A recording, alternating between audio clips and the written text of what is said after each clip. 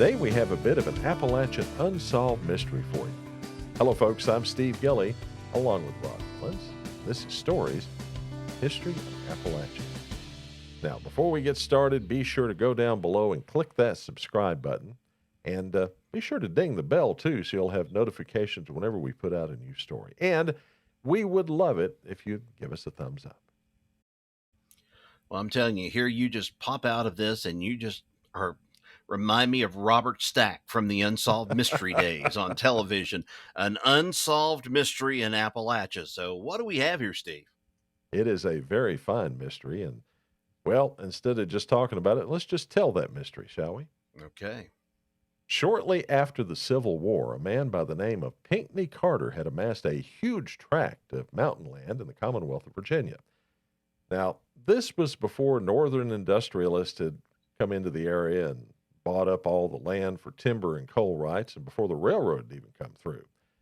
Now, just what did Mr. Carter do with all that land, you might be asking yourself? Well, he ran cattle, herds and herds of cattle, both on his pasture land and up in the forests. And every year he'd run those cattle up to the top of the tallest mountain in the area, the one the locals called the High Knob of Stone Mountain, to a pasture he owned on the top where his cattle could graze and hunker down in the barn for the winter. Pinckney Carter's house was on Stony Creek near the southern foot of Stone Mountain, not far from the community of Dungannon. And near his home lived an orphan boy who was about 16 or so, who made his living working for the farmers who lived along Stony Creek. That winter, Carter hired the boy, whose name was Bricky, to help him round up his herds of cattle and drive them from Stony Creek to that pasture field up on top of High Knob. It was a long and winding path to the top of Stone Mountain, and it took the two men all day to get close to the pasture gate. About 300 yards from the gate, they stopped, and Carter sent Bricky through the woods on a narrow shortcut to open up the pasture so they wouldn't risk losing some of the animals who might wander off along the fence line into the woods and, get lost while Carter was unlocking the gate. Now, Pinckney gave Bricky about 5 minutes head start, then drove the herd on that last 300 feet to the pasture entrance, which he reached about 10 minutes later. He was surprised to find that the gate was still locked and there was no sign of Bricky anywhere. Well, assuming the boy had wandered off the trail, he called out for him but got no answer. Carter managed to get the cattle into the pasture and secured them. Then he headed back down the other trail he'd sent Bricky up. He went all the way back to where the trail rejoined the main trail, stopping to look into every nook, cranny, bush, pile of rocks, whatever, where Bricky could have hidden in or had fallen into, but there was no sign of the orphan boy.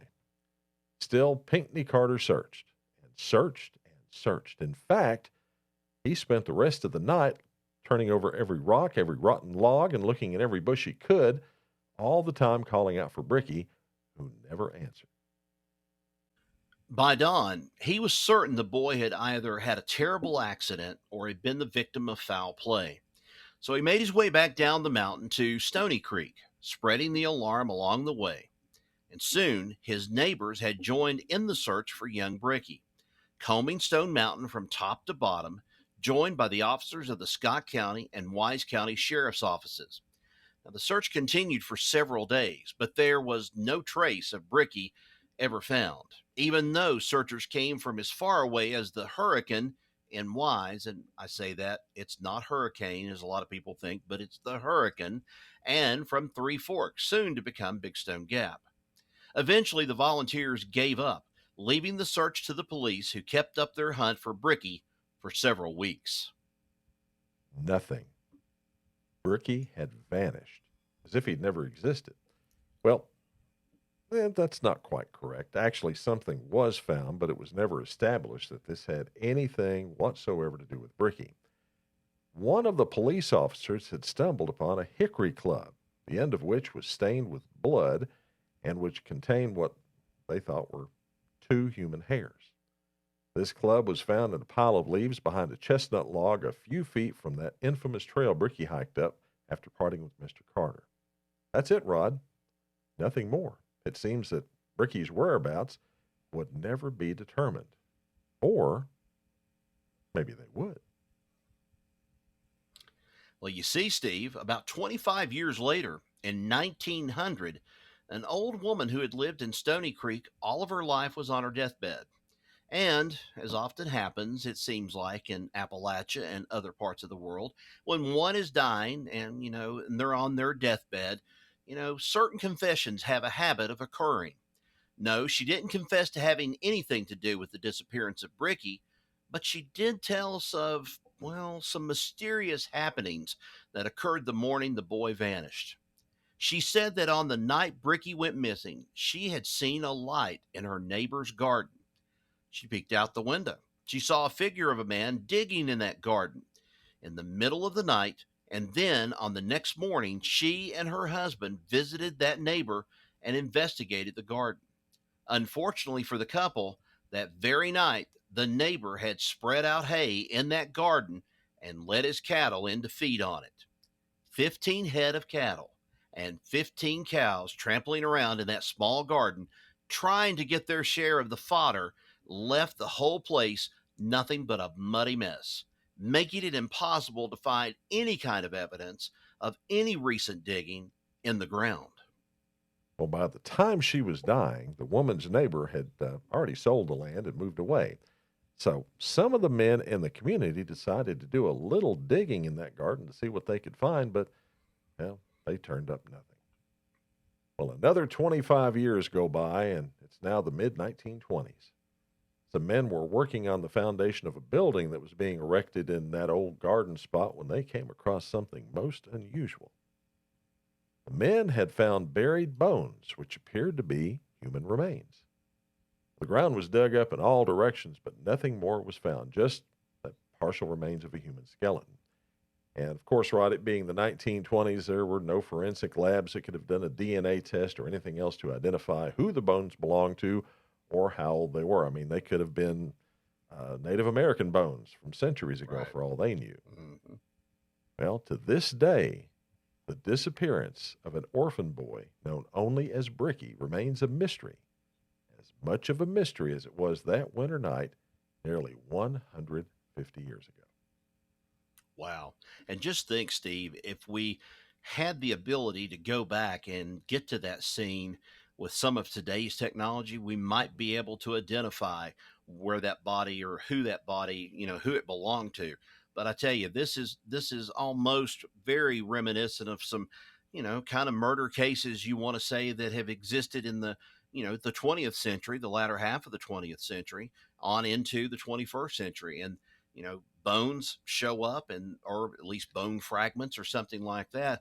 But now today the DNA kind of helps that out about being able to find out who it might have been. But wow, a mystery still to this day that we have that's totally, as Robert Stack would put it, unsolved.